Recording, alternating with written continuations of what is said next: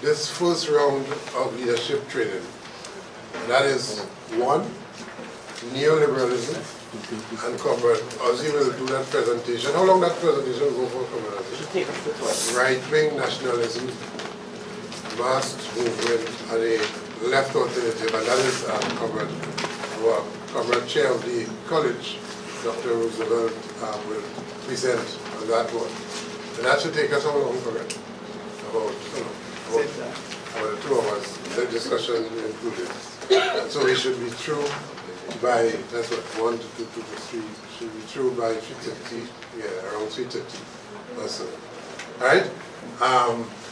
At which point we will be giving out certificates of participation, right? For all the comrades who would have participated, and so we will be giving out certificates of participation. You can't come to the college and have such heavy metal leadership training for what, 1 to 2, 3 days, committing 3 days and so on, and understanding the world differently, and coming out of all of that and not be have a stamp of recognition for your participation and so on. And that too is very important, and indeed it's crucial for our own development going forward as we seek to build more and more knowledge of how this thing works, how the world reacts, who we and who them, and who is for whom in this whole scheme of things. And if things have ever changed, or if there's any forecast on the horizon to change it, unless and until we change that forecast. So, coming after all of this nice period of rest and reflection and so on, and the crucifixion, and the resurrection, and so on, I hope that Comrade will be refreshed this morning to be able to take in these two topics and bring to closure this first round of leadership training of the Joint Trade Union Movement. But before we do anything, Comrade, as we normally do, can I invite comrades to stand? So that's to be our first presenter on the topic, Neoliberalism. Let us call to the podium Comrade Ozzy to do his presentation. Comrade. Hey, comrades. All right, I have the position here this morning to present to you a sort of heavy topic, but what we consider to be actually a fundamental topic to grasp. And that has to do with the term neoliberalism. We're going to go through this in some detail in terms of its historical antecedents, where it came from, and why is it actually relevant for us as trade unionists in this 21st century. It's actually at the core of what we have to deal with in this turn of the century. It's something we've had to battle for some time, not just globally, but I thought that I would spend a little time coming down to the end of the presentation, given Trinidad and Tobago's own journey in terms of a neoliberal path, and why we as trade unionists, we did the topic of the difference between revolutionary trade unionism and moderate trade unionism. So as militant revolutionary trade unionists, why we have to fight it. But in order to understand how we're going to fight it, we need to understand exactly what it is. Now, in terms of finding a sort of title rather than just neoliberalism, I thought that one of the most fitting description of what we're dealing with is preserving the empire. In other words, we have to grasp neoliberalism in the context of empire building and dealing with an empire, and how this empire transformed itself over a period of time, and for us to come to the realization that we are actually still living in the age of empire. It's just that it took different shapes and forms to meet various objective realities over time. Not just in time, but also in terms of places. So the topic is neoliberalism, preserving the empire. And I thought it first important for us to understand, why should we care Why is it important for us as trade unionists, as revolutionary trade unionists, to care about understanding what neoliberalism is, understanding why or how it plays a crucial role in preserving the empire? Why is it important for us to understand that we are living in the age of empire? And how does all of that translate straight down to the shop floor? So in this presentation, we're taking this thing from high altitudes and connecting it all the way straight down to the shop floor, to see how things that we face, or how the things that workers face right there on the shop floor is actually connected to this empire. We should care because there was a point in time we were always sure about the nature of inequality and oppression. We had absolute clarity. And that the nature of that inequality and oppression stems from the British Empire. So until 1938, we were clear what the nature of inequality and oppression was. It was slavery, it was colonialism, shifting towards colonial capitalism. But there was absolute clarity. We knew what we were dealing with. Until 1917, it was indentureship and colonialism. And then until 1962, we were struggling against colonialism. We were absolutely clear what the nature of inequality and oppression was. For parents, of course, setting the groundwork in 1937, and then we would have to face the colonial powers over time, eventually leading to independence in 62. So we were clear. But from 1962, something began to happen. At that point in time, the empire started to become invisible. So that, because we had our own flag, we had our own anthem, we had our own prime minister, we had our own government, so all of a sudden we started to lose a sense as to what this empire was. And it's so surreal. This is one of the most interesting things, is that if you think about it, nobody actually speaks about it. It's like this, I don't know, it's like the thing that you don't mention. You don't hear academics really speaking about neoliberalism. Not so much, definitely not in UE anymore. Maybe during the time of people like Norman Gervin. You all remember Norman Gervin, comrade from the IR department, and so on. But since then, you don't hear academics speaking about it. You don't even hear politicians speaking about it. You can ever remember a time when you heard the term neoliberalism come out the lips of any politician? No, they don't speak about it. Judges don't speak about it. As a matter of fact, if you think about it, even in our churches, temples, mosques, they don't speak about it. It is the thing that is the most surreal thing, because this, which influences our everyday life, in terms of what we eat, what we watch on TV, what we hear on radio, that which influences all of that, nobody speaks about it. And that is what makes that the nature of this empire so difficult for us to fight, because it's an enemy you just can't see. You can feel it every day, but you don't see it. So our job today is to expose it for what it is, to make that which was invisible, visible, to make that which seemed almost non-existent, existent, so that we are able to know what monstrosity we are truly fighting. So that's why we should care. And this is basically what the world looked like. This is the empire. It is products, it's consumer goods, whether it's luxury or basic goods, that stretch to every corner of the globe. Maybe there are a few pockets of rural communities, but even then, I remember once they had, it was in Burma. That's one of those secluded countries, isolated countries, up to recently. And they had a monk, and the monk is in his full garb. You could take the monk and place him 200 years ago, 300 years ago, or 500 years ago. Look, everything the same. Except guess what? The monk on Facebook on a smartphone.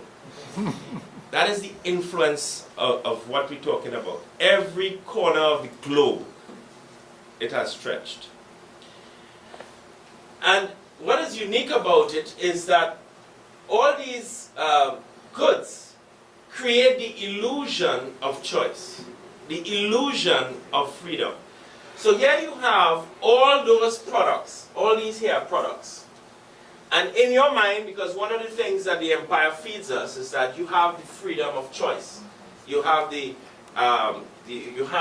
ability to buy whatever you want or consume whatever you want. But when you check all these products, hundreds of products, it boils down to just 10 companies. So the choice that you think you have when you go in the grocery is not really a choice because it's the same company, it's the same corporation. So it creates this sort of mysticism. You go into the supermarket and you're like, wow, this is a good life. This is capitalism working for us. I have all these choices of orange juice, all these choices of milk, all these different choices of cereals. And when you check it, they all boil down to 1 or 2 companies. Globally, it's just 10 companies. Coca-Cola with about 10 different products, PepsiCo, Kellogg's, Mars, Unilever, Johnson & Johnson. But don't talk about Johnson & Johnson. They have a huge variety of, look at toothpaste. They have about 6 different toothpaste. So when you think you're buying Colgate versus Crest versus, I don't know what the other one is. In the end, you're just buying a Johnson & Johnson product. But you see, it's interesting because they don't carry Johnson & Johnson as the brand. Because, you know, a simple example of that in Trinidad and Tobago is Nila Massey. Nobody ever knew that we were living in Massey country until they rebranded. And then you realize that they're in everything, every single thing. So that is a classic example of what we're talking about now. Picture that at the global level.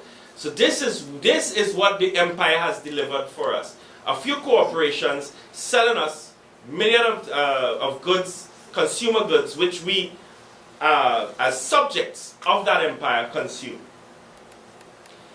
The other thing that the empire has delivered is the extreme concentration of wealth.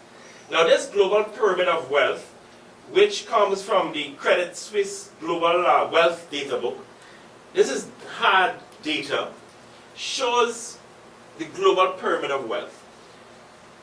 This large portion here represents some 3.3 billion human beings. 3.3 billion, that's like almost half the world's population.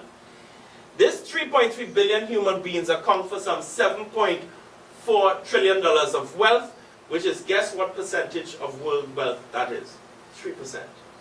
So 3.3, half of the entire world's population has 3.3% of the world's wealth. When you go up, persons earning some 10,000 to 100,000 US, you have 1 billion human beings, 21% of the world's population, owning $31.3 trillion in wealth, which represents, guess what? 12.5% of wealth. So even if you add 21% and 71% of the world's population, you're talking about 92% of the world's population having just merely 15% of global wealth.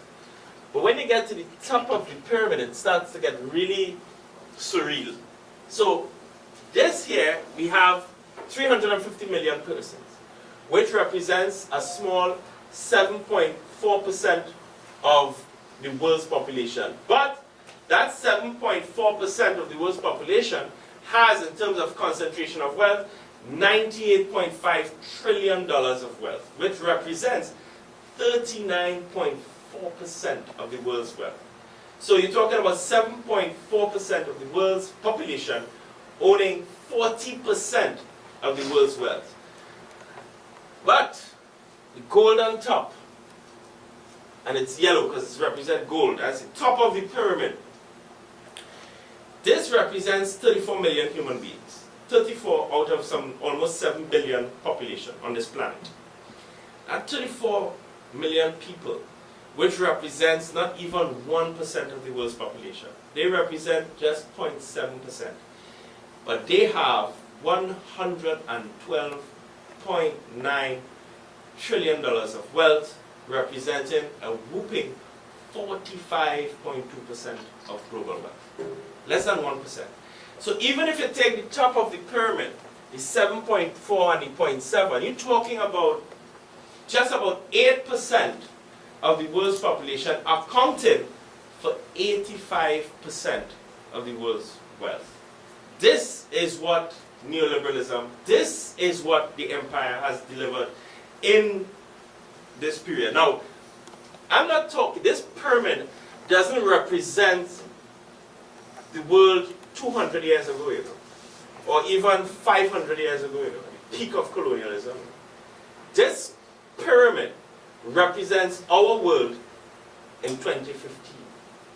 Because the source, the data book, was published in 2015. This is the world that we are, our generation, that this is the world that we are living in. This is the world that neoliberalism has created.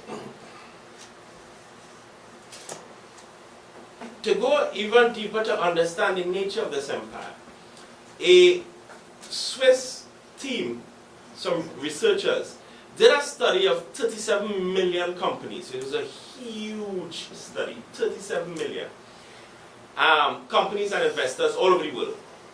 And they looked at some 43,060 transnational corporations and share ownership linking them.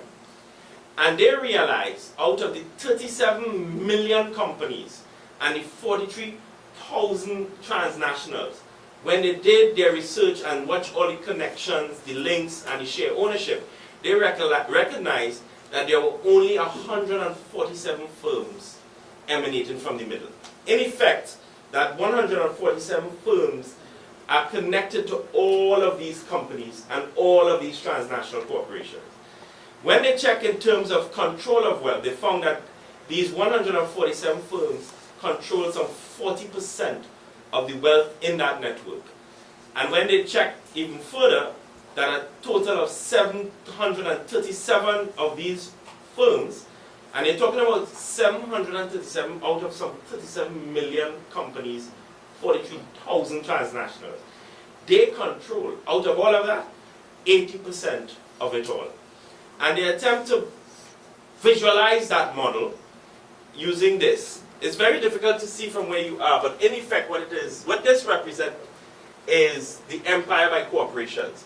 So the red dots represent those that are more connected than others. So you get a sort of visualization of how all of this wealth generated in our planet is concentrated in these few firms. One of them being Microsoft, of course. Just taking off only Microsoft Security Essentials.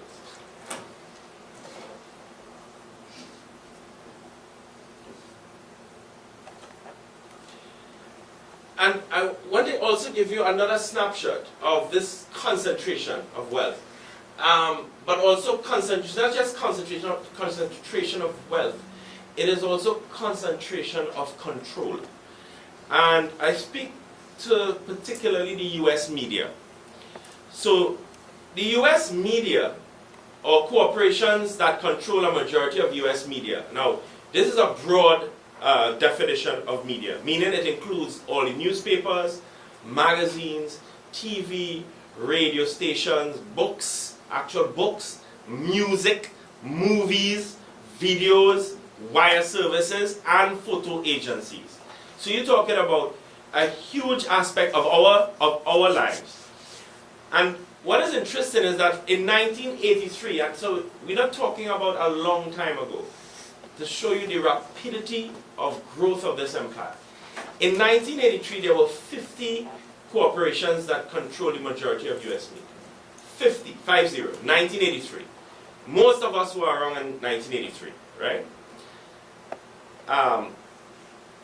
By 2004, that went from 50 to 5. So currently, and I understand that there was a recent merger, so I think it's down to 4, but let's work with the 5 numbers. Still, you're talking about 5 corporations that control the majority of US media. That controls what we listen to, it controls what we read, it controls what we watch.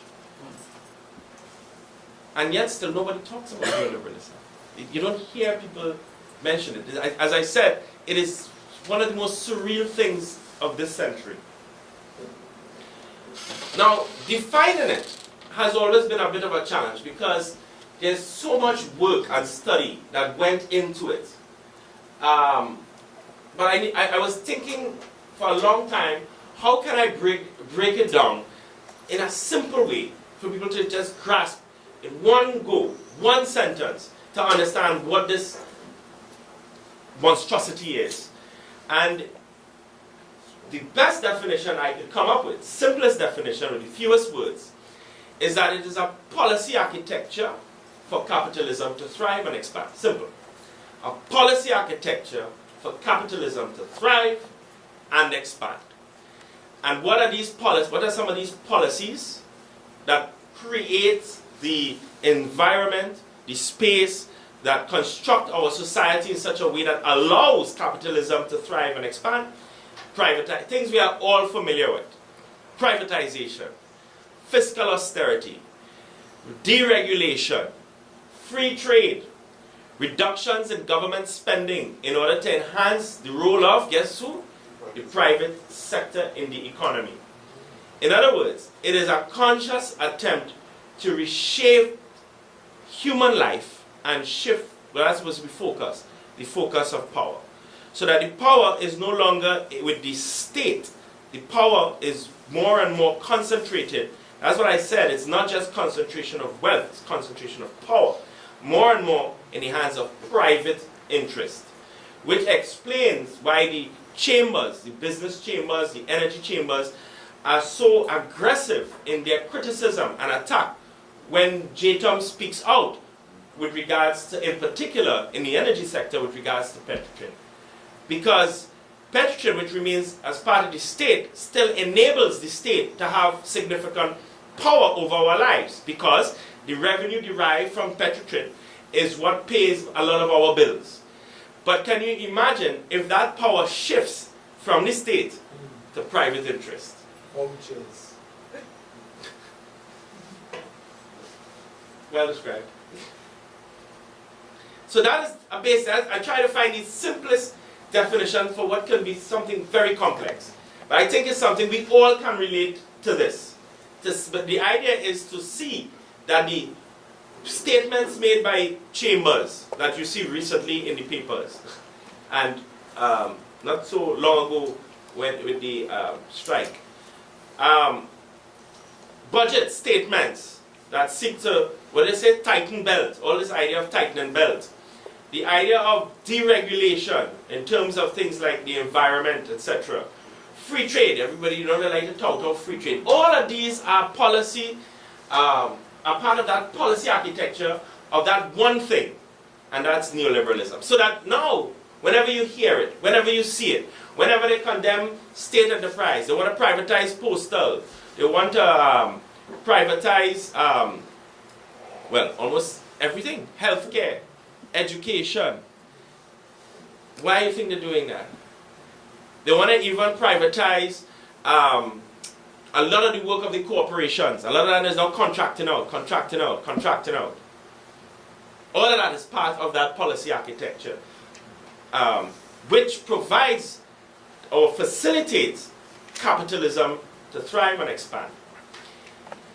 But the thing about capitalism that we have to understand is its dynamism. It's extraordinarily dynamic. So we're not dealing with an enemy that, unlike previous occasions, where it's easy the target is easy to focus on. It moves, shifts. But if we could keep in our mind the dynamism of it, then we are able to zero in on its heart. Capitalism is so dynamic that it can go from something as ridiculous as far-right fascism to something that, you know, a little more affable, like social democracy. So you can have two capitalists, or people who subscribe to capitalism, one who is a far-right racist, and we'll hear some more about that, to someone who, you know, is like social democracy, you know, more individual freedoms, you know. It's something that you could, we can tolerate that, but it's all part of capitalism. It could go from straight off colonialism, and just to be clear, I do not want us to ever feel that colonialism ended. because in the Caribbean region, we are the most colonized region in the world. Today, Puerto Rico, US Virgin Islands, French Guyana, Martinique, Guadeloupe. Sometimes we forget that. These are still colonies. So colonialism is still thriving. But then it can go from that extreme, to something again more affable, state capitalism. That is where the state providing a whole set of social services. And you might think, okay, we could work with that. It could go from free trade agreements, as NAFTA, as something as extreme as NAFTA, to something that again is more affable, like development cooperation. That's the new thing. USAID, CEDA, GTZ, all of these development cooperation. So they are there to help you develop. Of course, when they give you development aid, economic aid, almost everything that you have to purchase has to be from the foreign country. It could go from a huge multinational like BP to, guess what? A small micro enterprise like owning a maxi taxi or the hardware down the road or the supermarket down the road. It can go from something that is so complex and sophisticated, and Comrade Abdullah went through that with us, as finance capital with all these real strange hairy-fairy instruments. You can go from that to something as basic as factory production, as you'll find in the Omera Industrial Estate or Diamond Vale Industrial Estate. So you can have workers working with a finance company, maybe CL Finance or one of those 5 flying finance companies.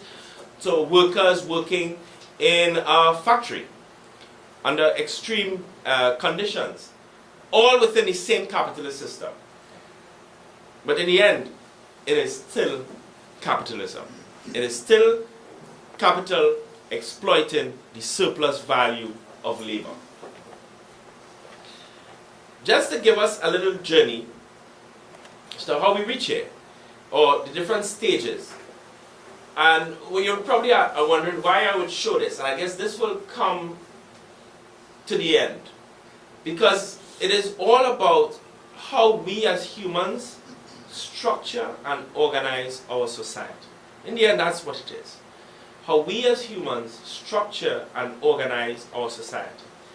At the local level, in terms of our own country, and how our country can either exercise its self-determination or not, to globally, how do we interrelate in terms of different cultures, different economic, social backgrounds.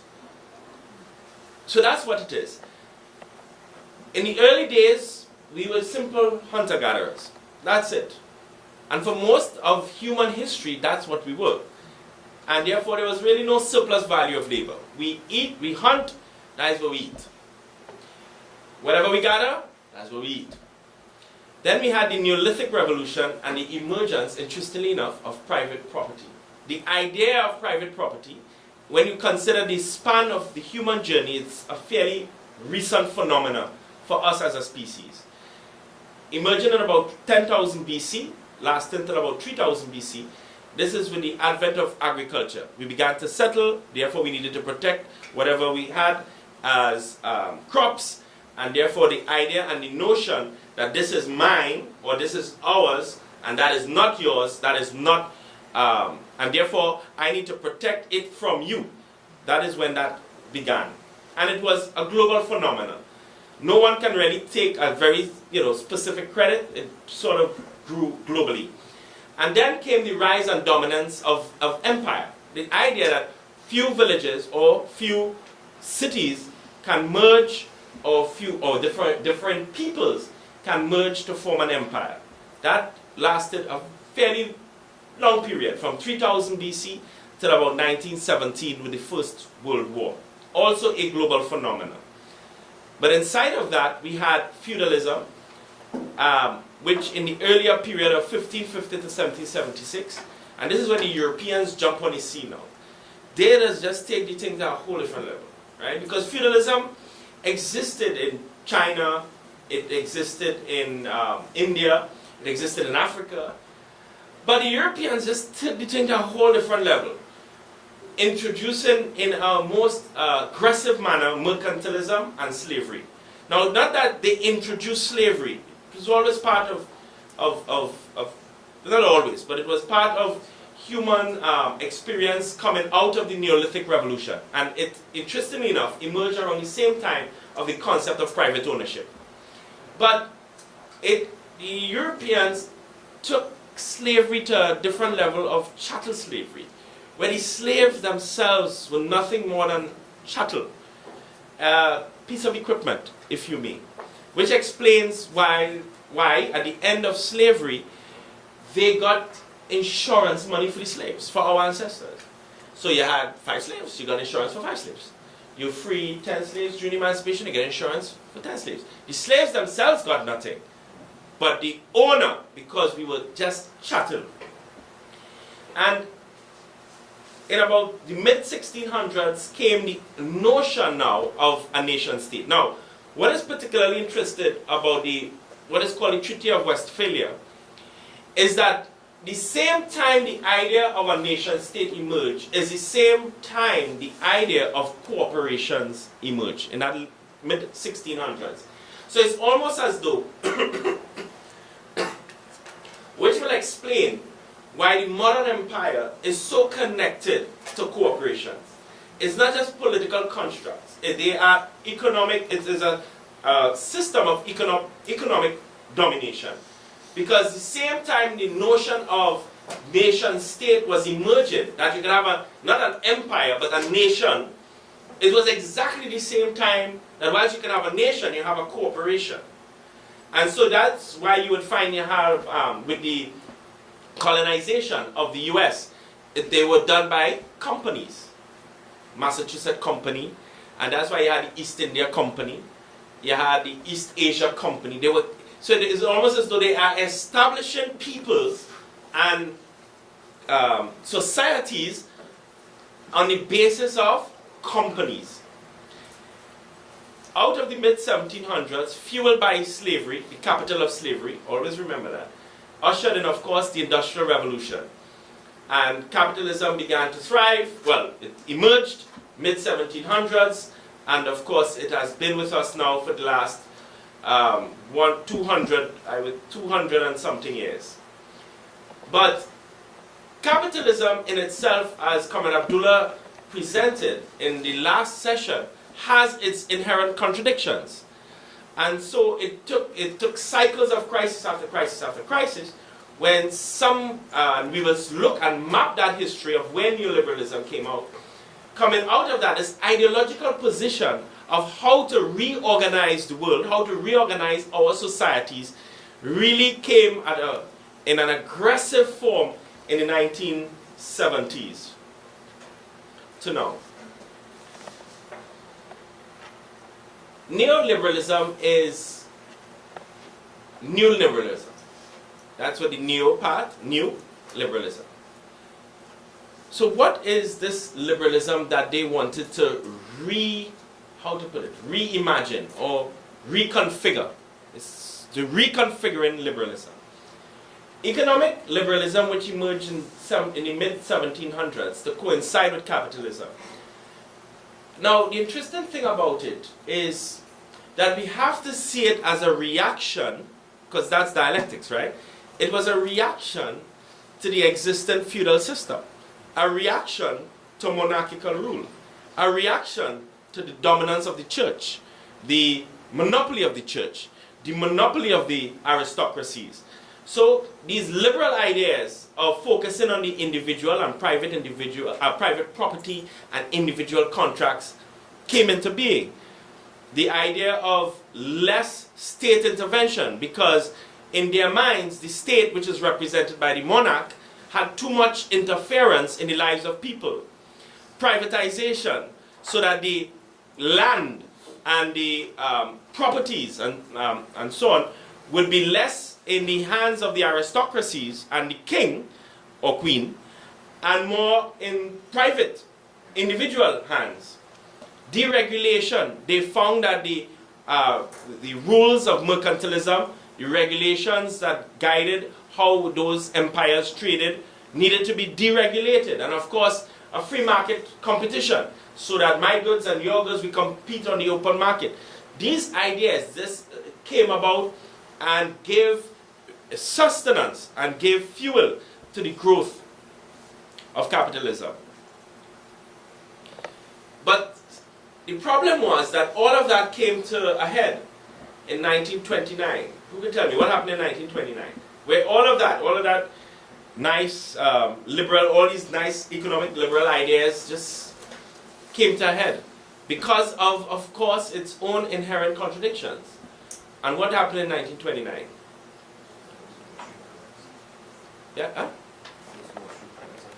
Yeah, it was the Great Depression. It collapsed. Of course it collapsed because it was and still is an unsustainable way to organize society. With the collapse of the economic liberal ideas, the world was at a crossroads, a serious crossroads, especially at that time with the rising tide of fascism. It was at a crossroads because here the idea of how to construct society and how to finance that collapsed in and on itself. So what kind of world do we need to create now? You had those who felt, listen, here what we have to do. The state have to play a greater role. This idea that somehow private interest, unregulated, doing what they want, leads to collapse. And in that collapse, the people that suffer the most are ordinary people, working people. They are the ones who take the full hit, the full brunt. And there were also an competing idea. An idea which came to reality with the Russian Revolution. The possibility of a state run by workers. The possibility of a completely different way of reorganizing society. Now you can imagine what that did to them when their own system collapsed on itself, recognizing that the only way out is to pump more resources into the state, and therefore giving the state a bigger role. And then on the other side, you have this completely new way, this new ideology of how to reorganize and construct a society. So, in effect, that had a major impact on the proponents of economic liberalism. So they call a conference, French philosopher Louis Rouget, no relation, I think, to Comrade Rouget. Descendants. I don't know about that. Spell different. Spell different. He called a conference in Paris. Of course, little did they know that the French capitalist elite would have, in about, I think it would have been either, if not the following year, it would be the year after that, either 39 to 40, no, it would be 40, in 40, 41, would have collaborated with Nazis, but he called a conference of intellectuals to discuss this crisis. Well, crisis for them, because they see more and more that their idea, and get this, their vision of the world was collapsing. After the interest in classical liberalism declined as a result of that, in the 20s and 30s, they wanted to construct a new liberalism. And here what they wanted to do with this new liberalism, it had to be a liberalism that rejected collectivism. The focus has to be on the individual. And I'm going to put this in our terms. The focus has to be on contract, not collective agreements. This concept of collective agreement, they abhorred it. So they wanted to focus, their new liberalism had to reject outright the idea of collectivism, the idea of trade unions, the idea of credit unions, the idea of any kind of collective constructing of society. They had to reject outright socialism, for sure, because socialism was gaining ground. Even in the US, a lot of people don't know that, of course, because of how they write their history. but the fact of the matter is socialism was quite influential in those early period, even in US history, amongst the early trade union movements and so on. They even had to reject laissez-faire liberalism. In other words, they wanted to create a situation where there was more control by the economic elites. And it was at the meeting, this particular meeting, the term was coined by a guy called Alexander Rusto, who referred to the rejection of the old laissez-faire liberalism. So, because in their minds, it failed in 1929. So they needed to create, but they could not come to terms. It's really a strange. They could not, for the life of them, come to terms with the fact that that has failed, capitalism failed, and let us talk as a world about how do we now reorganize our nations, how do we reorganize our people. That they could not tolerate. And so they needed to create a new liberalism for the world. Of course, the world plunged in more from economic crisis to complete political crisis in terms of an all-out war. At some point we'll probably have a discussion around that war, but nonetheless, the war ended. When the war ended, some 2 years later, something emerged called the Mont Pelerin Society. French again. Not that I'm anti-French, but I don't know. And it was organized by a guy called Friedrich Hayek. Hayek will be, his ideas or his economic philosophy is something that will be with us even up to today. He would have been the mentor, intellectual mentor of people like Thatcher, more so Thatcher than Reagan. Thatcher was really the brains, Reagan was just the muscle. But he was a great a mentor to Margaret Thatcher in particular. Now that was an international organization which composed of, yes, economists. They included 8 winners of Nobel Memorial Prize in Economic Science, philosophers, historians, intellectuals, business leaders, and others who were committed to the understanding of personal and political freedom. Because that's how they coined it. That freedom is the same freedom I just mentioned above, where you have the illusion of choice, or the illusion of freedom. And these persons, Hayek, Popper, Stigler, Friedman, would all play crucial roles in shaping the economic policies of Thatcher and Reagan, which policies influenced tremendously, for some of us who are a little bit younger, our youth, and for others, our adult life in Trinidad and Tobago. They spread these ideas by establishing various institutes. So in 1955, they established something called the Institute of Economic Affairs in London. It's still very influential. Something called the Chicago and Austrian Schools. They call them Chicago Austrian Schools because they were based at the University of Chicago, and they were based at a university in Austria. I can't remember the name offhand at the moment. They also created the Manhattan Institute for Policy Research. Then they created the Atlas Economic Research Foundation in 1981, now known as the Atlas Network. They support a wide network of think tanks. Now, I wanted to put this whole question of think tanks in here and link it even to what we are witnessing in Trinidad and Tobago today. What they wanted to do was to influence public policy and therefore influence public opinion. They created think tanks or foundations or institutes or whatever it is that churn out their ideological position through mass amount of papers and commentaries, etc. Those think tanks of that period, or even more, even today, influence significantly the people that we read today in Trinidad and Tobago as commentators. That's where they draw their intellectual inspiration from. And that is why they created these think tanks in the first place. These think tanks provide the material that you have academics, political analysts, commentators, those with some academic background, some without at all, just going on the radio and just talking. And that is what influenced public opinion. So it's not an accident. It's not an accident that when we make certain statements as JTUM, there is this aggressive reaction by certain quarters.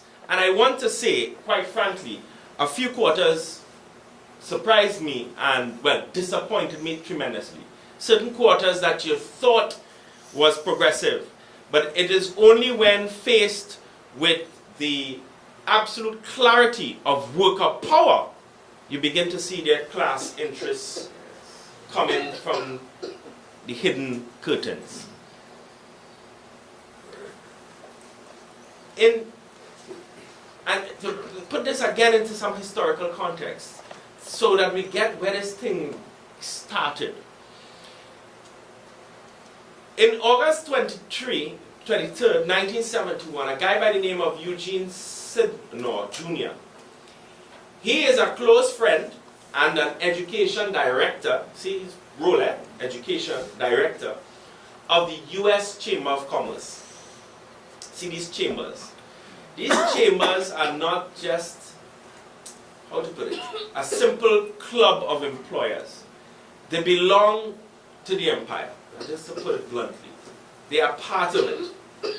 So he wrote, and here what he wrote, in a confidential memorandum, and here was the title, Attack on the American Free Enterprise System. He writing this in 71. It was anti-communist, anti-New Deal. Just to clarify, New Deal is the social compromise that was made after World War II, where the social democrats, call them that, felt that, listen, we can't go full scale with capitalism, we need to find a midway ground. So they call it a New Deal because it's supposed to be a soft version of capitalism, which is what we call social democracy. It was meant to be a compromise, so that the state will play a greater role in infrastructure development, healthcare, education, providing social services, etc. It didn't make it socialist, even though it had socialist tendencies, but it was fairly soft. A good example of a New Deal in today's modern world would be Obamacare. Obamacare is a classic example of that. It is still in a capitalist system, it's still a capitalist model. However, it did attempt to provide relief for poor Americans. It did, right? And when we see it, and you see the exact reaction, it's amazing, eh? Exact reaction by the far-right Trump administration. They want to get rid of Obamacare. Of course, it was a little more complicated than you thought, but you saw their reaction to get rid of it. So it's exactly that what you saw playing out right in front of your eyes in your lifetime is what happened back then. That gave or laid the foundation for what we witness now today. And so this memorandum was meant to be a conservative business interest to retake America for the chamber. It became the blueprint for the rise of the American conservative movement, which had a network of influential right-wing think tanks, lobbying organizations. Now the good thing is, which is why this session flows into the next, if you think that this history is just for historical purposes, you would see how these things lay the foundation for our next session, when Dr. Roosevelt speaks to the issue of the rise of right-wing nationalism, the mass movement, and a left alternative. Now here's the thing. These foundations inspired the U.S. Chamber of Commerce to become far more politically active. I don't think there's anybody in this room who thinks that the Trinidad and Tobago Chamber of Commerce, the Energy Chamber, who else they have? The ECA, and the Trinidad and Tobago Manufacturing Association are not politically active. Joint chamber. And then they have the joint chamber, so they'll even, like a joint trade union, they're learning from us all. So they have joint chamber. But nobody, I think, in this room could believe that they are not politically active. They are very politically active. So the Keynesian policies by the 1970s, the New Deal, this compromise. Remember I said that capitalism was dynamic. It can go from far-right fascism to social democracy. I said that, right? So this social democracy, the softer side of capitalism, in the end is still capitalism. And so, like capitalism itself, had its inherent contradictions which began to fall apart in the 1970s. So guess what? Economic crisis. That sounds familiar. Economic crisis. And Friedman, one of the guys, remember that name? Milton Friedman, one of the guys that came out of the 1947 meeting, said when the time came that you had to change, there was an alternative ready there to be picked up. So they had been preparing and organizing this model for some time.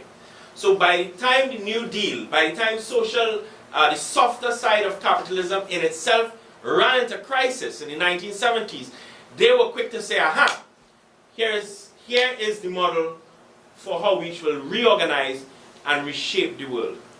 And get this, with the help of sympathetic journalists, I'm emphasizing this, I want, as I present each piece of this puzzle, for you just to wrap your head around the recent few days.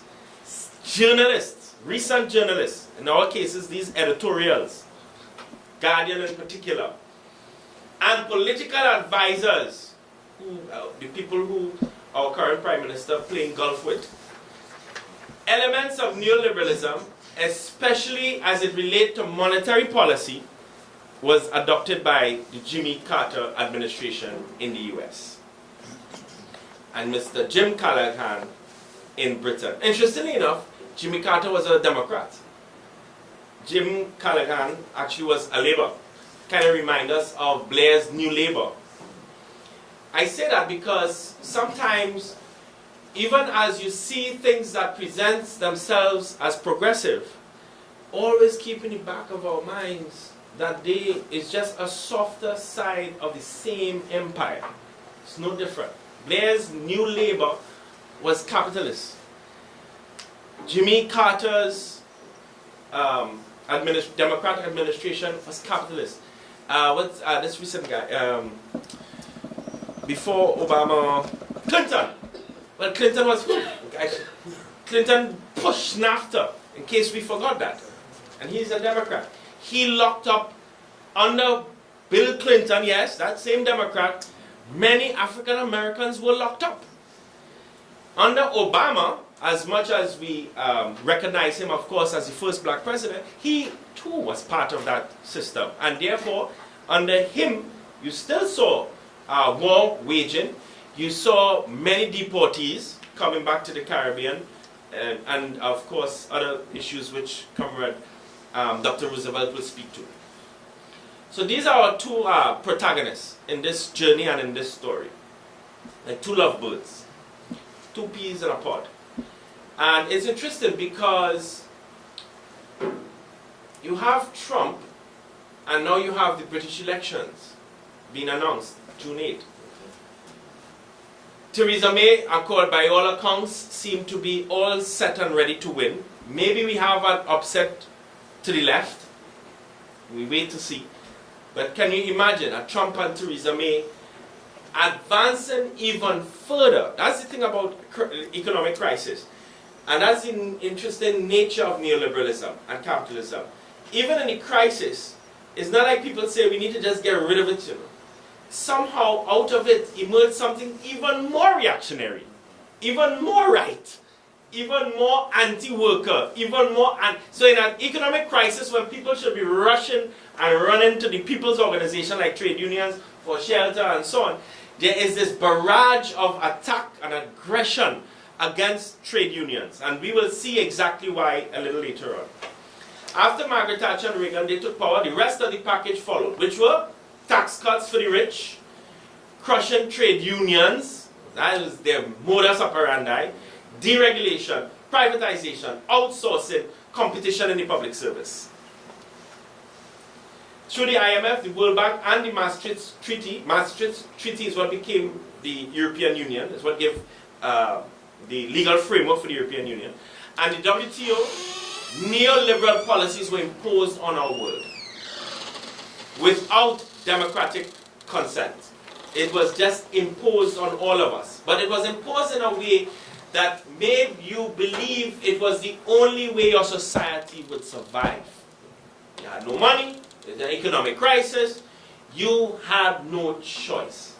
They sell it as the end-all of our existence. And as I noted earlier, that these policies were adopted by elements or forces that one would have thought were progressive and or left. Labour and the Democrat. Labour meaning the Labour Party in Britain and the Democrat Party, the Democrats in the US. They too adopted it.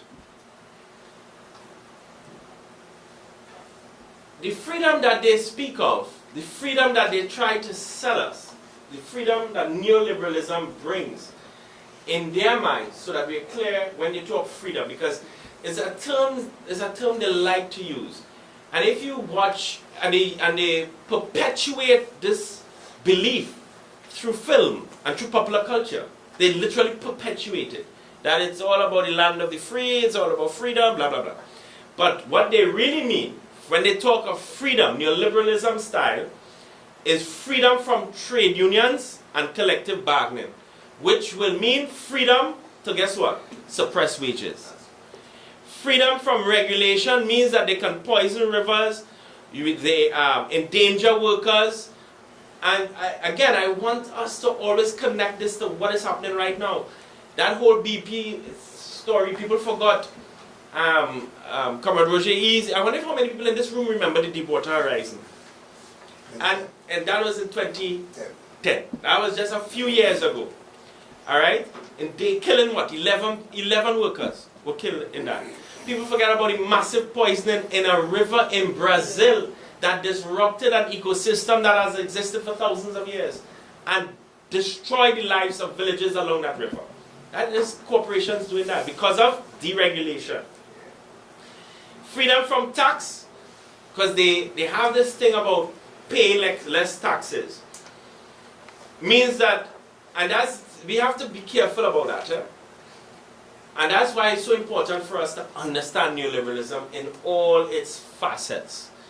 Because one of the things that they've learned is how to market to us, to get us to believe in their vision of the world. So one of the things they said is less taxes. Now at first, at an initial thought, your instinct, is yeah, no, if we could do without taxes, we could. But nobody really thought about what taxes actually do.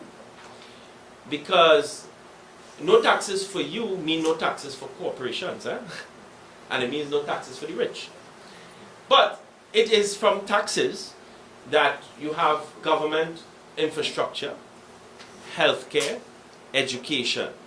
Their concept of less taxes mean that you pay less to the state, which seems good, except that you don't get the services of the state. You pay for it. So you can have zero, you can actually reach a time where you're paying zero taxes. Now I'm not talking about those who fall within the allowances and the tax bracket. I'm just talking about across the board. No taxes at all. But guess what? If you want to drive down to South, you'll have to pay a toll to hit Solomon Uriah Butler Highway. You have to pay for health, everything, medicine, everything for healthcare. You have to pay for your children to go to school. If you can't pay, you can't send them to school. You have to pay for almost every single service that we have. So their concept of less taxes mean not just less taxes for the corporations, because if you tax the corporations, let's say a corporation tax 25%, 25% of $2 million in let's say of revenue, that contributes significantly. That money goes to the state then distributes that money in terms of healthcare, education, etc. Hopefully when they're not thieving it, of course. That's a whole different discussion. And actually that is why, sorry, I have to say, that is why, you see, corruption is really the thing that eats away the soul of our people. Eh? It's more every time I think about it. Which is why JTUM was very correct in our position with our march against corruption. You all remember that? Mm-hmm. And we were right for those of our detractors who want to say things. We were right to carry around the mannequin. Because I've been seeing some comments on social media. Economic growth has been marked slower in the neoliberal era than it was in the preceding decades, but not for the very rich. Now, I wanted to add a slide because I found it actually up to this morning, but I couldn't do the manipulation. But a study was done, and this is going to be part of our whole this productivity nonsense that they're coming with, which we have always argued. Remember, we held the productivity forum. Remember, JTUM held a productivity forum. But anyway, it showed clearly that labor productivity prior to the 1980s, from 1947 to about 1975, 76, was much higher than labor productivity under neoliberalism. That is now a statistical fact. So when they're talking about labor productivity, maybe one of the reasons we have any productivity issues is because we have too many neoliberal policies. And maybe we need to abandon completely the neoliberal policies that they want to introduce, contract labor and all of this nonsense, and take on a completely different path, an alternative path, if we want to increase labor productivity. We need to take the argument back to them and say, yeah, if you want to increase labor productivity, let us abandon this path that has not led to labor productivity, and let us choose an alternative path. And let's hear them at that, if we take that argument. Inequality in the distribution of income and wealth after 60 years of decline rose rapidly in this era. Due to the guess why? Due to the smashing of trade unions, tax reductions, rising rents, privatization, and deregulation. In other words, to put it quite simply, it just has not worked. It hasn't worked. Well, it has worked. Remember the pyramid? So I guess I shouldn't say it hasn't worked. It hasn't worked for us. But it has clearly worked very well and extremely efficiently for the top of the pyramid. Outside of the US, of course, they have various experiments, but I'm not going to spend too much time on that. The digital revolution, that really spurred on the expansion of neoliberalism through, of course, globalization. Now, the thing about globalization is that is another area which requires a whole new discussion, because I think a lot of it is misunderstood. One of the things the capitalist class has been able to do is that they've done two things. They have convinced us that somehow trade and capitalism are naturally connected. And therefore, if you talk about anything that is an alternative to capitalism, means that you're against trade. When in fact, human beings have been trading for thousands of years before capitalism.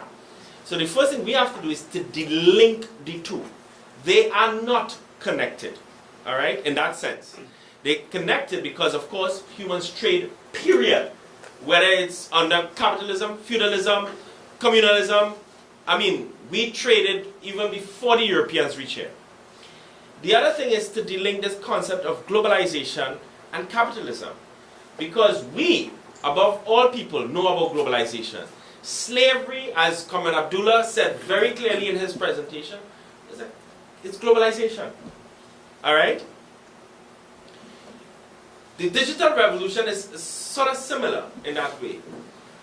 In that the digital revolution enabled globalization to take place.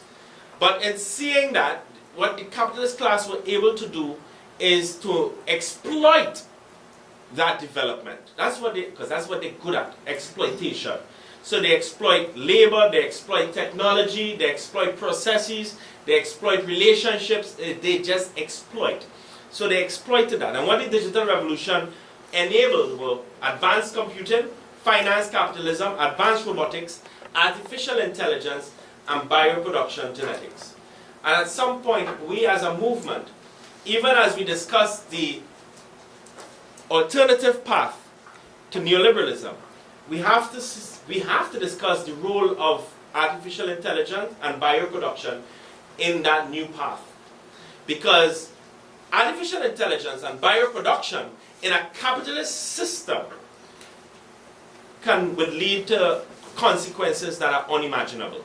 Because of the very nature, the exploitative nature of capitalism. Can you imagine a system that is inherently exploitative having complete control of bioproduction? well, I need not tell you where that could go. Or even artificial intelligence. Or even advanced robotics. George Manibot, in a Guardian article on the 15th of April, now this is the 15th of April 2016. I say this because a certain person, and I'm saying it like this because I know that we are on camera, and it will be on YouTube. Because a certain person on a certain television station tells the country that trade unions are stuck in a 19th century ideology that says capital exploits labor. Alright? He said 19th century.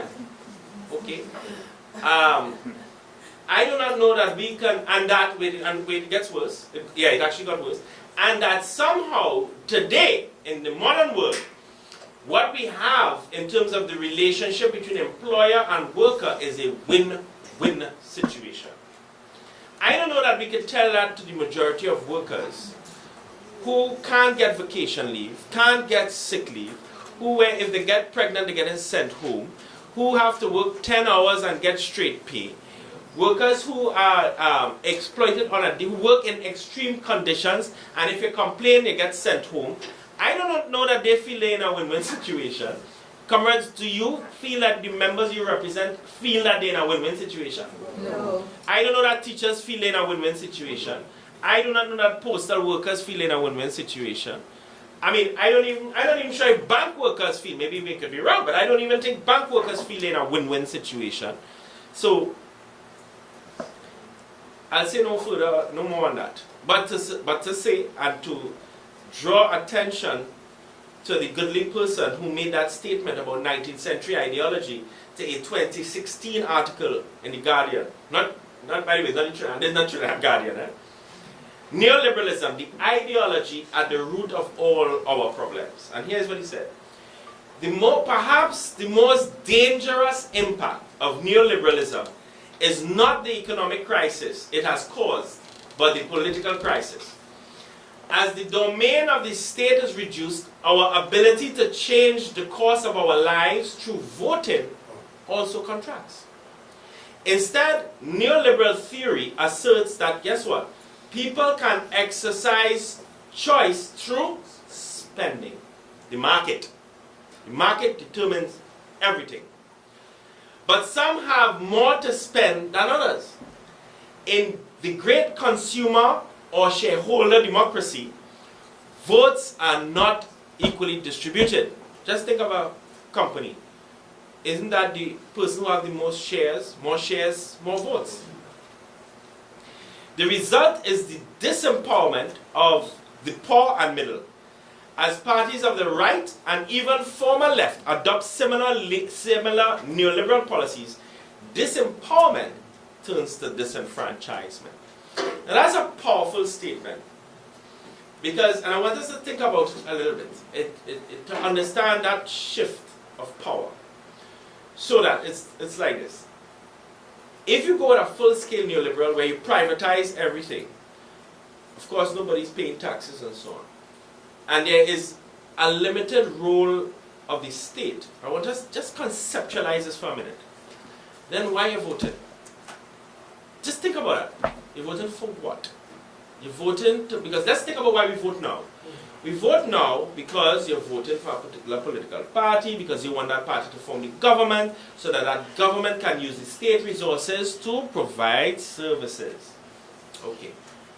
But if the state is not providing those services, if the state not determining the education of your children, if the state is not determining how healthcare is distributed, if the state is not determining even how housing is distributed, if the state is not determining how we transport people from A to B, if the state is not determining how we manage our waste, imagine the state not determining none of that. So what? Wait, I forget that. If the state is not determining how we incarcerate persons, so then if the state not doing any of that, then what are we voting for? Come on, follow the depth of that. So that's why I wanted that. That's why that article, I think that sort of paragraph captures the fundamental problem with neoliberalism. If we allow it to completely shape our lives, it extracts wealth. It does not create wealth. This notion that neoliberalism creates wealth, it doesn't. It extracts. It's quite incredible. The pyramid that we saw earlier, you know what is happening there? It is that the wealth is funneled in. It's funneled up. Because at the end of the day, the human power, your labor power, is your wealth, you know. Yeah. So the more of us there are, that's wealth. So the key for them is to extract that wealth, which is trapped in our labor power, in order for them to live well, like kings and queens. That, I want Congress to really grasp that deep and fundamentally. It is extraction. And how do they do it? They make wages lower. They reduce the benefits. No pensions, no health benefit, free trade through free trade, making money from national and international welfare. And one classic example is imprisonment, which brings me to a very, very hurtful reality of neoliberal Trinidad and Tobago. We have a company, a certain company, that transport incarcerated men. Women too, but let's deal with it general. This particular company makes millions. I want to comments to follow what today. Now this is not no 19th century ideology. This is Trinidad and Tobago in 2016. There's a company that makes millions of dollars by transporting poor black men. Let's face it, that's what it is. I'm just saying, I'm describing what 2017, Trinidad and Tobago, neoliberal Trinidad and Tobago is. That is in Kenya. You don't think it's in Keen? Repeat it again. So it was 400-500 years ago.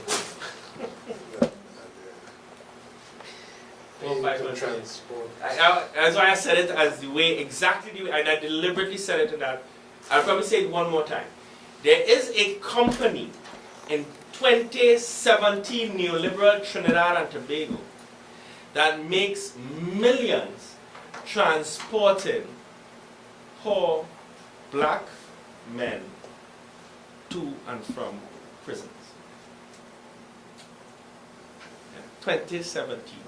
This is not a 19th century ideological nonsense. All right, let us. And the owner of that company said as long as there's single women, he will always have workers. So lock up the men, the women single and free, and you will always have women to exploit. You know, if you take this conversation 300 years ago, you see. Now, this particular slide explains in a very nice way how that wealth is extracted through inflation versus wage growth. Now, these are global figures because our bloody CSO just don't function. And I think I'm beginning to think it's deliberate because we can't get in data to prove the wealth inequality, the income inequality, and all of that, right? But I suspect it's no different. This is global data. Now, the light blue, this column, the light blue is inflation. The dark blue is your actual wage increase. So one would imagine, in order for you to stay whole as an ordinary working person, is that as prices go up and inflation go up, your salary is keeping with it. But look at the distinction between your wage growth, 2.5% in 2006, to the inflation. Now this gap, where is that wealth going? Where is this going? Look at 2007. Wage growth versus inflation. So where is this going?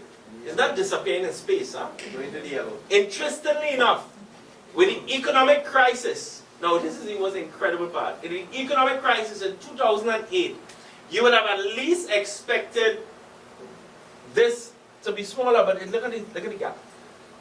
So who benefited from the crisis? Not ordinary working people who lost their homes, who lost their family, who lost their jobs, etc. 2009, 2000. So you could see almost as though wage growth from just under 2.5%.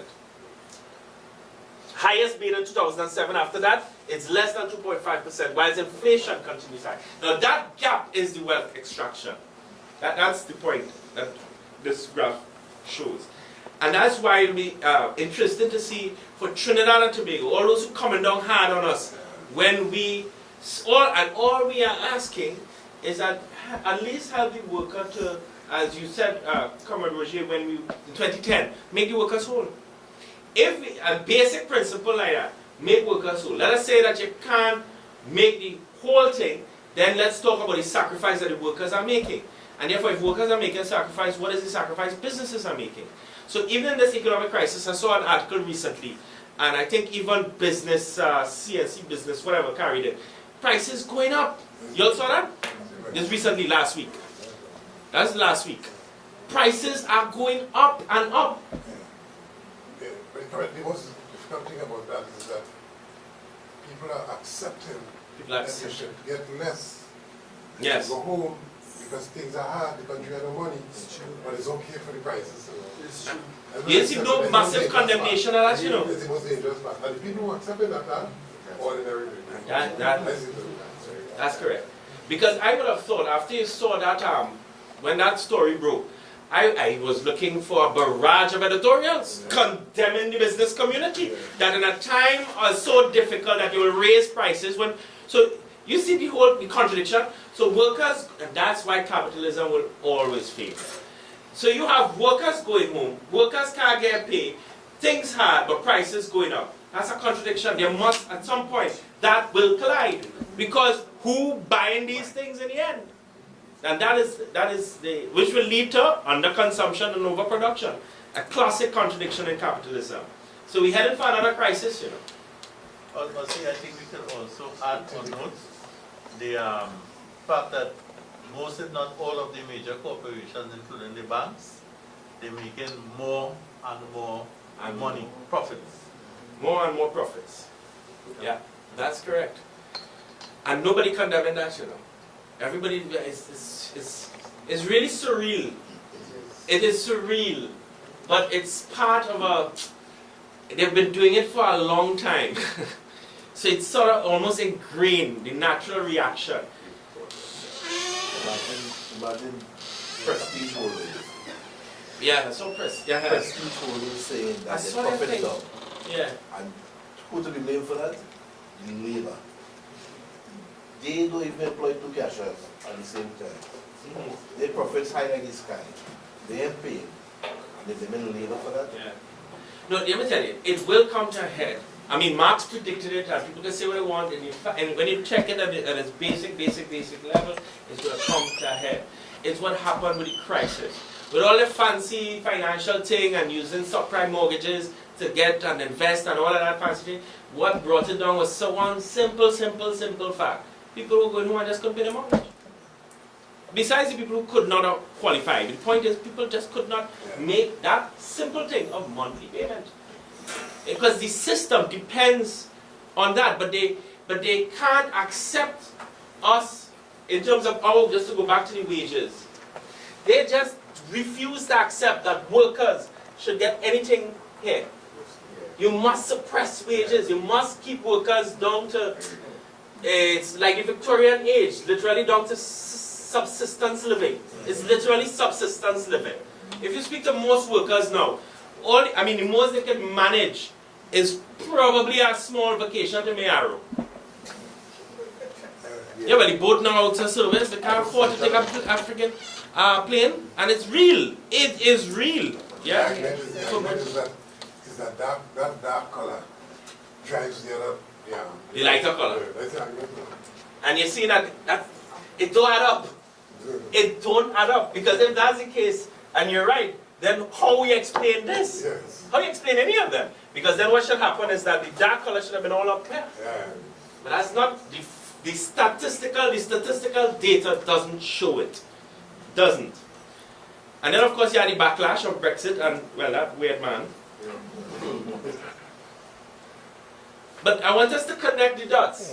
So I'm bringing it home now. Yeah, the plane landing.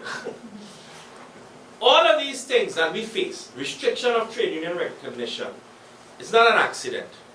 Alright? And it's not, and that is why it's annoying. Because government after government, Minister of Labour after Minister of Labour, former trade unionists as Ministers of Labour after former trade unionists as Ministers of Labour.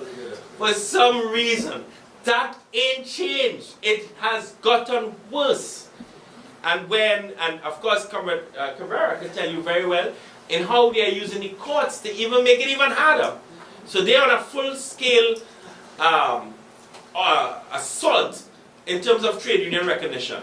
And trade union recognition, always maintain, if we can't get nothing else, is the one thing I think we need to really fight for. Here why? Because that is where your power lies. If we have more members under our influence, Right. then we can exert power. That's right. None of the other things really quite give you that. But here how neoliberalism works. They casualize work, so plenty temporaries. Through attrition, they don't fill vacancies. They privatize, they want to privatize the services. No health and safety. Well, go ahead, don't talk about that. Big discussion. And all they could do is condemn, but nobody thought about, wait a minute, what the health and the safety of the workers who working in the energy sector? What about the health and safety of workers, postal workers, who have to face the elements and face all kind of dog and all kind of thing? What about the health and safety of our teachers in the schools, fire officers, or sanitation? Who about health and safety of sanitation workers? And we could go on and on and on. Increased retirement age. That is, this one will be this is going to be a tough one. They've created a situation where the NIB is running out of money. It's going to. And it's going to be, and their solution is not to increase wages, because remember, the more increased wages we get, the more taxes we pay, right? Okay.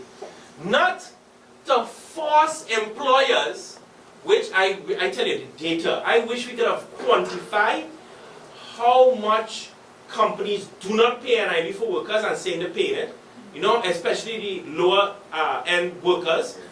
I mean, I'm sure there are in the tens of thousands of those workers who say the employer said they're paying NIB and then paying nothing. Quantify that amount. No. Not to impose upon the employer class to pay the taxes, but it's not just NIB, they pay the taxes. Their solution is for working people to work longer. Attack on the benefits, contract work, cultural attacks. Now, I want to link the concept of contract work to that, and you'll understand why they fight tooth and nail for contract work. To link it to the notion of economic liberalism and this concept of individual freedom. You see, for them, they are of the view, ideologically, that you should be able to negotiate an individual contract as an expression of your individual freedom. Yeah, and they deeply believe that. So that and that is, in other words, the contract labor is not because they just like contract labor, and also because it is cheaper for them. All right. It's not even, I would like to suggest here, comrades, it's not even an economic case. Because there's really not an economic case for contract labor. It is an ideological thing. They deeply believe that you must be able to negotiate your terms and conditions as an individual. Here why? So they link to something else. So that the market will determine wages and your terms and conditions. And that's why they will do everything in their power to systematically deteriorate or violate or attack collective agreements. Because they figured, here what they calculate, it's war, it's really war. And it's like a siege. They are engaging in siege warfare. The trade unions are under siege. So they painstakingly attack and keep us going to court for violation of collective agreement. They know if they do that long enough, sooner or later people start saying, well, what's the point of a collective agreement? What's the point of a collective agreement? They violated it with impunity, they're not respecting it, they're not, they're not treating it like what it's supposed to be, which is a law. They just treat it like, yeah, it's just a piece of paper. And we now struggling every day in court and so on, because a siege, wearing you down. Wearing out our labor relations officer, wearing out us, siege warfare. That's what it is. And with the contract labor, you do not have the power of the collective to negotiate in the behalf. Of course. Individual at the mercy Yes. of the market and At the mercy of the market. And you don't have the power of the collective. Yeah. I remember I think during the whole heated debate around the Pelerin negotiation, when they were trying to, remember they were publishing salaries and all of that, and they did a study. They did a study of wage rates. And you know what they did? Of course they used wages from service companies that are ununionized. Yes. Because the idea is to say this is the market rate and this is a trade union negotiated rate. And that the market rate really for workers in oil services is X. Whereas in other words, and they try to sell it as though the workers who in a unionized environment getting too much money. Rather than, and we get caught in the same, all of us get caught in that. Yeah. Rather than say, wait, something wrong with that, not this. Comes back to my things like, let me see if I can find it. That. Yeah? So all of a sudden the problem is those workers who have certain terms and conditions that are here, that is the problem. Not the fact that the majority of workers in Trinidad and Tobago are heavily underpaid, And that maybe what we should be discussing is how we can push this up. No, you want to push this down to make it consistent with your policies. And that brings me to the cultural attack on trade unions. It's a deep cultural attack, which explains why whenever trade unions speak now in Trinidad, it's all Tom, Dick, Harry, Jane, Susie, whether on radio. It's so, and you wonder, are they living in the real world? So how they do it is, one is a deliberate attack on collective bargaining by doing what? Delaying wage negotiation. We all know when you delay wage negotiations, it does two things. You see that? Inflation. So in fact, the delayed wage negotiation is the stretch, it has two effects. It makes your wealth as a worker, less. That's the first thing. Because if they were supposed to pay you $100, that $100 if they didn't pay you, they're worth $100, it's now worth $60. So the loss of the $40 gone somewhere. It don't disappear, comrades. It's not absorbed in the atmosphere. That $40 went somewhere. That's the point. It went, and I want us always remember that. When it comes to inflation, do not believe that when we say inflation eat away the value of our money or purchasing power, that we say, okay, we argue that our $100 was worth $100 yesterday, tomorrow it will be worth $80. Do not take for granted the $20. It did not disappear. It went somewhere. That's the way the system works. So they delay. The second thing is that it frustrates our membership. And they know that. Siege warfare. Any one of us who would study the impact of siege warfare, you would see it's exactly the same. So you drag, and then eventually workers will start saying, oh, the union are doing enough. And they turn on us. That's what siege warfare does. So that your own citizens in your citadel that you're trying to defend against the seizures turn on you. Because why? Food started to run out. Water started to run out. That is siege warfare. Then wage freeze, caps, etc. Deliberate violation, I spoke about that. Shifting industrial relations to human resource management. And that's a simple thing. That is taking away the notion of power. They do not want as workers for us to really totally internalize and conceptualize power. Because they don't want you to believe you have power. Because if you have power, you'll exert that freaking power. And they don't want you to exert that power on them, especially when we are the majority. How you think the minority maintain control of the majority? Convincing the majority that we don't have the power to control our own destiny. And that we must depend on them to define our path and our own destiny. That's what it is. That's right. Use of bourgeois legal systems to strip away workers' rights. All of that action taking place at the recognition board. That is bourgeois legal system that they're using to strip away our rights. Depoliticizing the political, well, don't talk about that one. Depoliticizing the working class. Deeply. So that our political aspirations is defined by bourgeois traditional parties and not by our own political organizations. Anti-union media cabinet. I think we know that well over the last few days. But the media is controlled and owned by bourgeois, by the capitalist class. Everybody know the Guardian newspapers is owned by, it's part of the Guardian group, which is owned by Answer McCall, which is owned by who? SAPGA. I do not know that SAPGA is going to be very friendly and trade union. I don't know that he is a big sympathizer of trade unionism.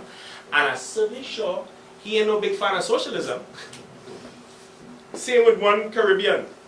So the media itself, they use the media to launch as part of their siege weaponry.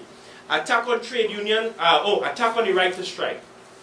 So let's talk about neoliberalism quickly in Trinidad and Tobago. I'll just spend a few minutes so that we can take some questions. Now the neoliberal path in Trinidad and Tobago, I would like to suggest, has been colored by race, corruption, and populist policies to win votes. This is one of the reasons we have not been able to see neoliberalism clear in Trinidad and Tobago. Because it's clouded by all those things. Right? So, in other words, if PNM in power implemented neoliberal policies, the PNM people have a problem. If UNC in power implemented neoliberal policies, the UNC people have a problem. They don't have a problem. They're cool with that. They're happy, anti-camera, right? The populist policies of, I think they introduced their food card and all of these things, these populist policies, just to win votes. Using CPEP and all of these things to win votes. The UNC in particular, they were big on using populist policies. Not because the UNC was left. They were very right and reactionary, right? But they want to win votes. So we can see it. We can see the reality, the big ticket policies. What we could have seen was giving out of food cards, keys for house, and all of these things. And you see corruption? Oh God. Corruption cloud our clear understanding of neoliberal policies significantly. So I am going to give you a list of concrete examples of our Trinidad and Tobago neoliberal path from 1970 straight up to present. And I'm looking at it by decades, and not looking at it by party in power. Because the party in power made no difference. Some accelerated, like the NAR in 86, 87. Others used more populist measures than others, but nonetheless, it's been we have had an uninterrupted path of neoliberalism. Let me put it that way. No single government from 70 to now attempted another path. That's the point. Never. So, after, of course, the Black Power Revolution, you had the repression of trade unions, IRA, nationalization and industrialization by invitation, new constitution and republicanism introduced in 1976, capital land expenditure consistent with the Keynes model, so no different path, increased role of government, indeed, because that was part of the 1970s spirit, but increased role of government. And I want to make this clear, comrades. The only reason there was an increased role of the government in the mid-70s was because of the agitation of militant organized labor. If we did not have George Weeks and Joe Young at the forefront of those struggles, we would not have had a lot of our sectors nationalized. We probably would not have a Petrotrin today. I'm not sure about it. We didn't have a Petrotrin. We would not have had a, we would still Texaco and maybe Shell or BP Amoco or whatever different incarnations they have.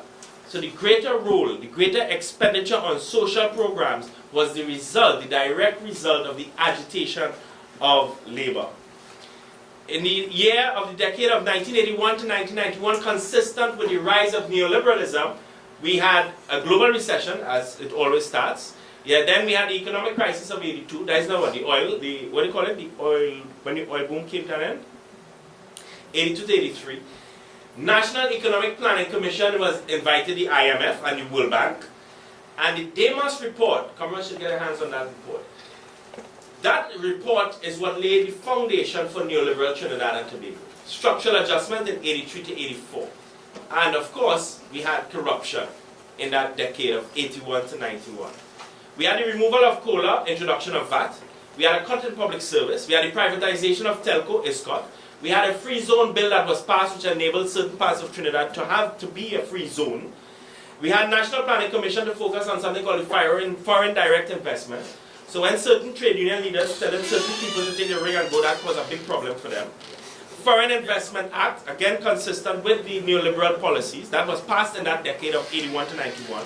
Then you had the introduction of cable and wireless, or commercial of CW, you know that only too well. Then you had, guess how that decade ended? With all those neoliberal policies. How do you think it ended?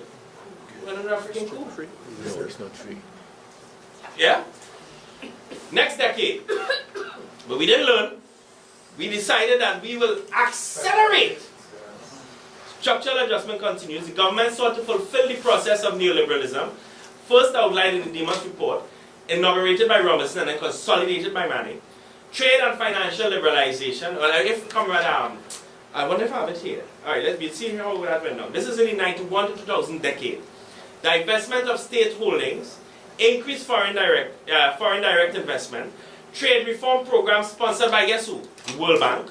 Then you had a report called the Public Participation in Industrial and Commercial Activities, trying to convince you that this is you participating in industrial and commercial activities, when it should have read private participation in industrial and commercial activities, because it was a way in which you can open the doorway for the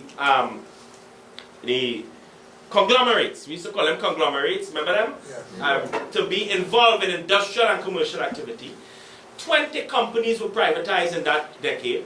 7 Trent in Wassa, Tanzan International TT Post. I know they're gone now, but this is where they got involved. And of course, PowerGen, TNTech. And it continued. You had, soon after the 95 elections, the government met with 200 representatives from private sector in preparation of the 96 budget. Not trade union. 200 private sector, from private sector. Then you had liberalization of the media. So that's when we went from our we went from 2 TV stations, well, really 1, TTT, to about what? We have about 3 or 4 now. But we went from about 3 radio stations to 1 million. And everybody talking on the mic now. Liberalization of agriculture, poor Shiraz. This is where it all was downhill for Shiraz and the farmers. Because they liberalized agriculture. This is when our food import bill, just when, because by now, remember, I'm going back to that. Public participation in industrial and commercial activities, meaning how can companies import more at the expense of agriculture and therefore help finance the parties. Yeah, planted ship from Costa Rica. And then, it was crazy. Because that's neoliberal policies. Liberalizing your agriculture, liberalizing media. People forgot the shipwrighter agreement. That's the other thing, that's how this thing does get away with it, How many of us remember the shipwrighter agreement? And how many of us know that it actually kind of still enforced? Anybody realize that? It has become part of normal life now. The US could come in on whatever, anytime. And we cool with that, man. US CARICOM Summit, a very famous summit in that decade, which took US CARICOM Summit. This is where, as part of US hegemony, they embraced our islands as part of the empire. 16 new multinationals began to operate in Trinidad. And then, where did that decade lead us? After that decade of 1991. So the first decade of neoliberalism ended with a coup d'etat. And the second decade ended with what? You all remember the constitution. You know, people forget that. The constitutional crisis. Come on, I want you to see a pattern. Ended in a constitutional crisis. We had 3 elections in 3 years, 2000, 2001, 2002. And nobody thought that maybe we should fix this. But okay. Now, interestingly, from 2002, because we're going now into this decade, a little decade and some, neoliberal policies has nothing to do with oil prices. Nothing to do. Low, high, medium, halfway medium. They go in that train, that neoliberal train, just choo-chooing down the road, regardless of oil resources. Now, I want to say that because somehow there's like to link the two. So what we did? Look what we did. We decided to get to that we are we want to become the international financial center of Latin America. And we created the Waterfront Project. An explosion of contract labor. Explosion. It was always there. But I'm sure if we go around the room, everyone can say, yeah, from around, just think, go back. 2002 was 15 years ago. That there's an explosion of contract labor. A shift away from public service to what? Special purpose companies, which made it, here it is, which now makes it easier to sell off than if the service was part of the public service itself. Gate, flooding of the labor market. Now, Gate is a classic example of capitalism, or what you'll call, well, capitalism in education. If you don't centrally plan, yeah, I'm going to sound like a real socialist now. If you don't properly plan and don't centrally plan your thing in terms of where you want your country to go, but you just want to satisfy market forces or international market forces, here's what in fact you do. Through Gate, I want to give a simple example of a person who's studying communications. We churn out 150 graduates who have mass comm. But the country only have position for 50. What do you think will happen to wages? And you know that's exactly what has happened. If we were to, again, CSO, that's why they don't want our statistical office to operate function at all, because you see we'll have the data to prove these hypotheses. Wages in the middle has actually dropped since Gate. It has dropped since Gate. Not that Gate is automatically a bad thing. I'm saying that in the absence of properly planned development path, as opposed to, because how would they envision it, in a neoliberal world, provide all of these free educational programs and just throw everybody in the marketplace. And let the market shuffle and find its way around, and therefore suppress wages. That's in effect what has happened. Then you had the 2008 capitalist crisis, and what did we do? The taxpayers, ordinary working people, had to bail out these multi-millionaires. We even in this last decade, we signed, and we are the only region. Remember, I'm going back up. Remember that US CARICOM summit? That resulted in us being the only region in the world to sign the European Partnership Agreement. Africa didn't do it, Asia didn't do it. Sign up, sign me up. When comrades like Norman Gervon were warning about EPA, and here's what he said. The EPA is more than a trade agreement. It will impact many aspects of lives of Caribbean people. How many of us actually remember the EPA? Yeah, and you know who was the Minister of Trade at the time who was criticizing the trade union movement for attacking the EPA? It was present Prime Minister. I always remember that. interesting, eh? But he was telling us that if we didn't sign by a certain time, we will lose the market. What happened with Africa and the Pacific? Nothing. They lost any market? And look at what has happened in Europe now. Yeah. With Brexit. Yeah. Yeah. In any case, they will have to renegotiate with the British now.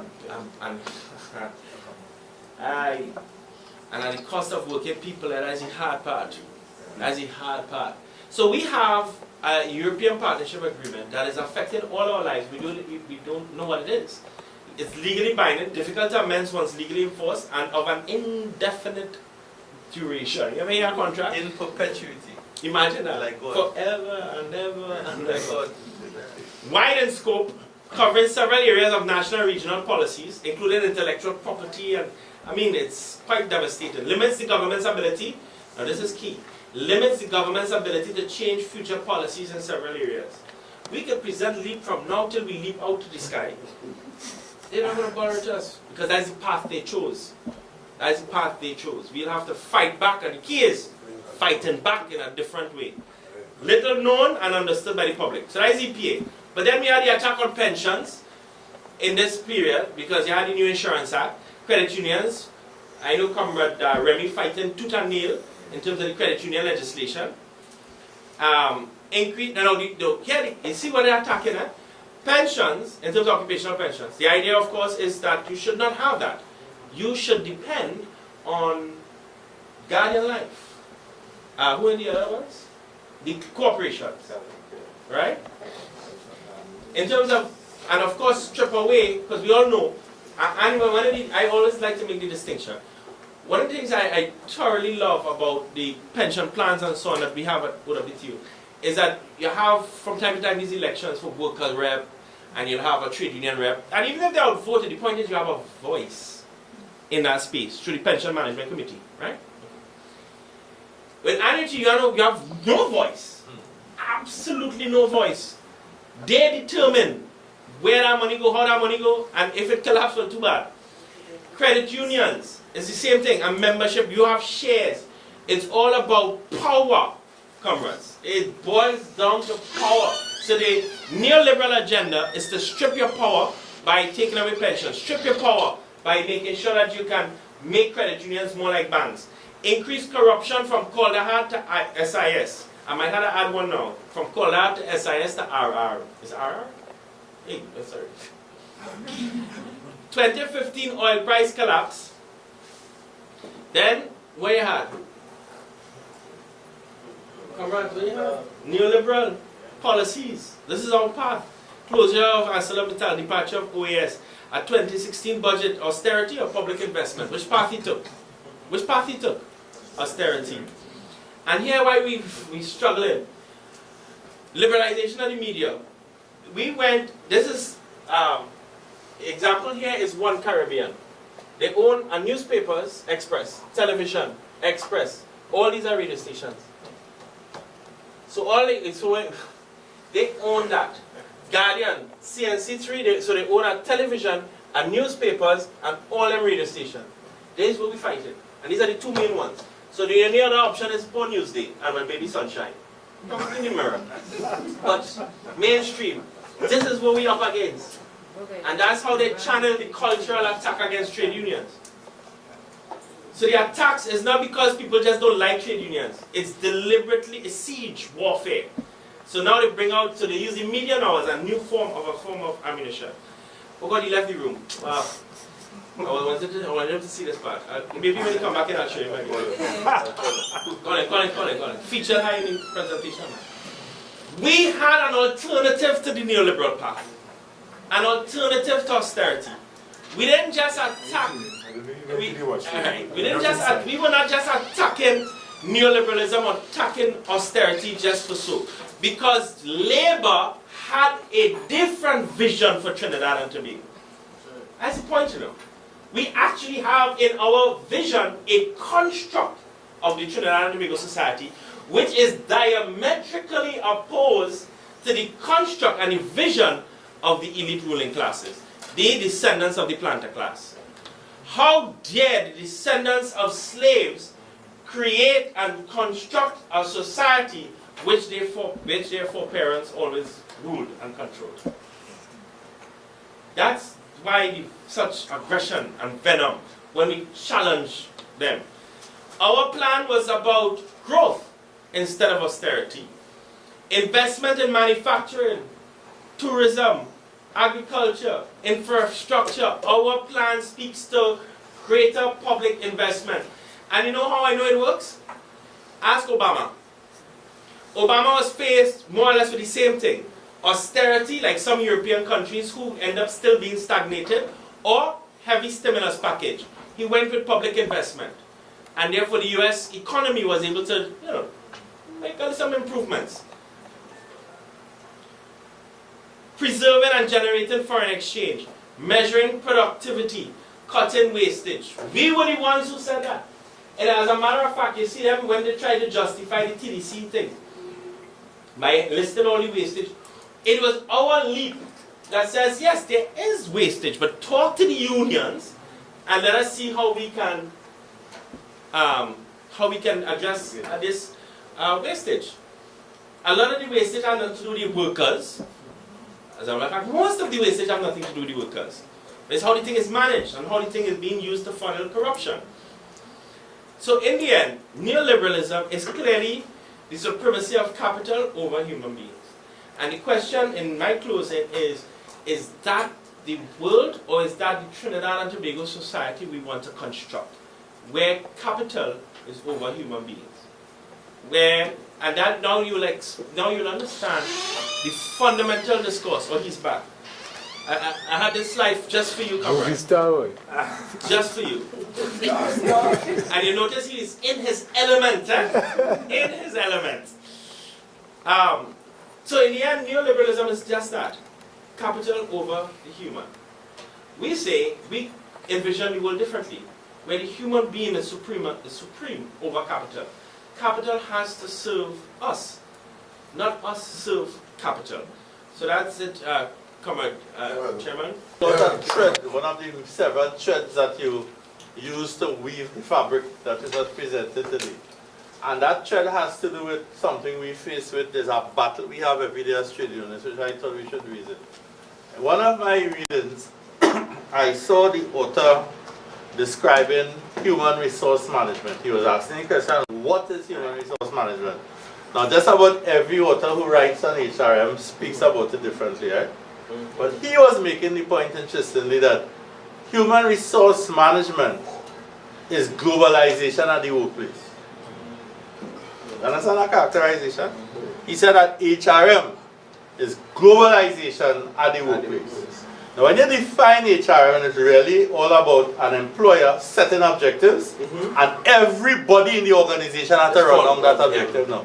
Whether you have 5 children, whether you have a child who is dyslexic, whether you belong to the trade union and you have to attend a meeting in the evening, whether you belong to the church and you have a meeting to attend or something, you have to forget your life and you have to take the objective of the employer as your objective too. That is really what HRM is about. Yes. Now, it's a battle with industrial relations. We know what industrial relations, I always say, if you get a good industrial relations comrade, you will tie up any HR officer. Yes. Because they don't know. Yes. They know maybe not to administer leave. But industrial relations, on the other hand, is about the rights of workers at the workplace. Yes. And protecting those rights. So you see the two things always clash. Yes. Right? And this is why human resource managers don't like trade unions. Back to the same point you made. They prefer to deal with the individual, and there's a fallacy. Yeah?